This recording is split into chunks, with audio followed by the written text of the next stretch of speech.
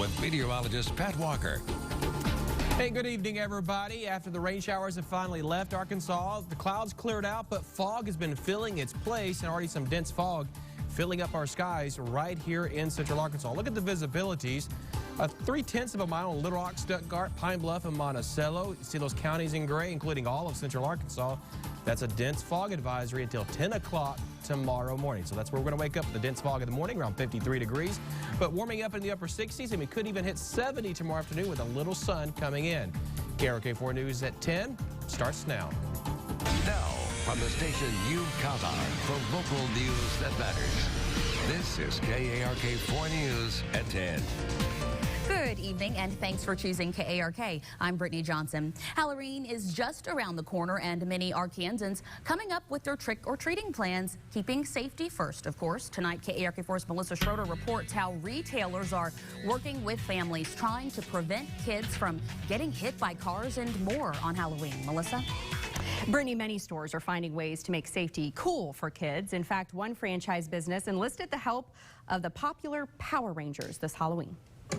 In the midst of the creepy clown and the wicked witch, there's a safety shelf here at Spirit Halloween Superstore.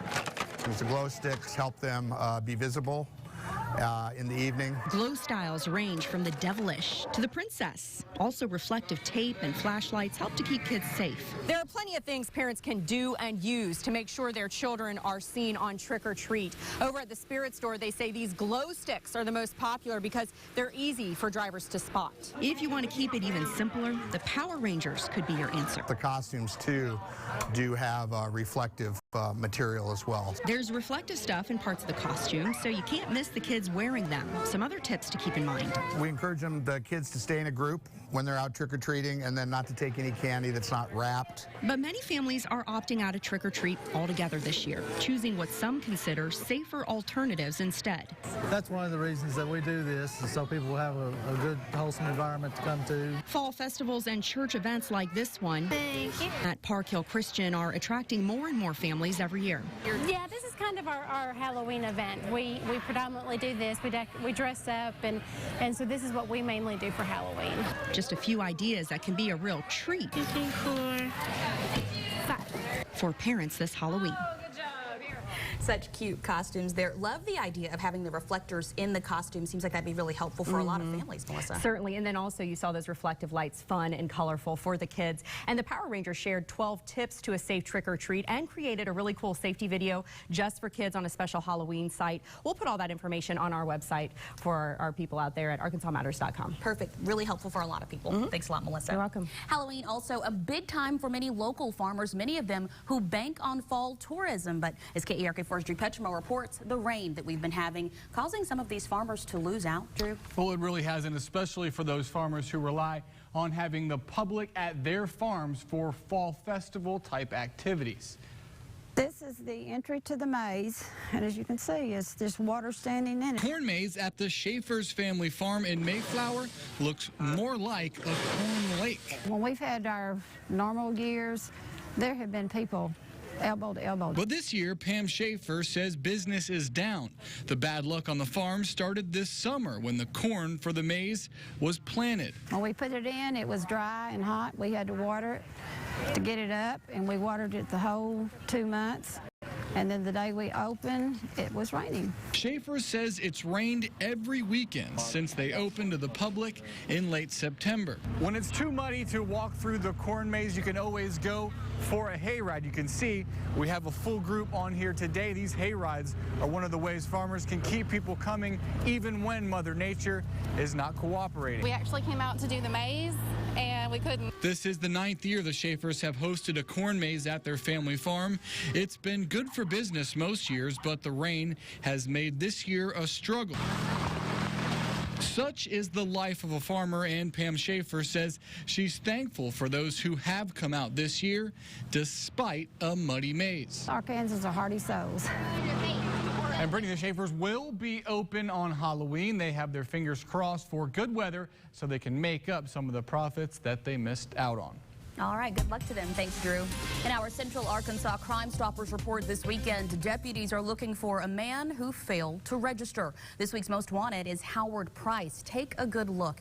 He also goes by Teddy Price. We're told he has tattoos on his right arm and leg. Price is 5'8" and weighs approximately 130 pounds. His last known address was on Gabriel Lane in North Little Rock. Now, if you know anything about Price or his whereabouts, call Crime Stoppers at that tip line, the number right there on your screen. A reward of up to $1,000 may be offered for information leading to an arrest. It's been roughly 1 year since a popular Conway skating rink owner was found dead. The search, however, continues for his killer. Larry Billings was found dead in his home October 29th. Investigators are still looking to identify a suspect in this case. Police say the 60-year-old was shot once in his Conway home. However, his Nissan Titan truck, deputies say, was recovered a few weeks later in a West Little Rock Kroger parking lot. The family is still offering a $15,000 reward for information leading to an arrest. A family gathered to prepare a Sunday meal, surprised when a fire sparked inside their kitchen. KARK-4's Jocelyn Tovar met with family members who were lucky enough to escape this burning home today. With a lot of luck, Brittany, they tell me by the time they woke 2 sleeping children, flames had engulfed their kitchen.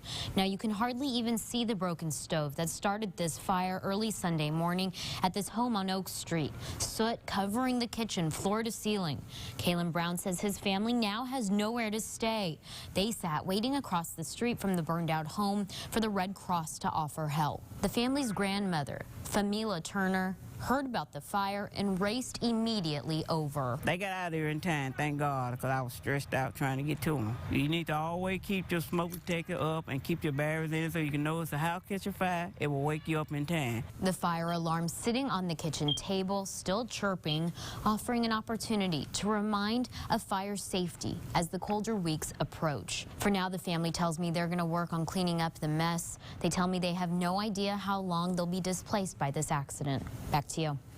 The Little Rock Fire Department says they see an increase in kitchen fires this time of year. Also, as temperatures drop, firefighters want to remind people to have those fireplaces and heaters inspected annually before you turn them on for the first time. Make sure your rooftops are clear of any type of debris. Flying embers from your chimney could spark a fire on top of your home.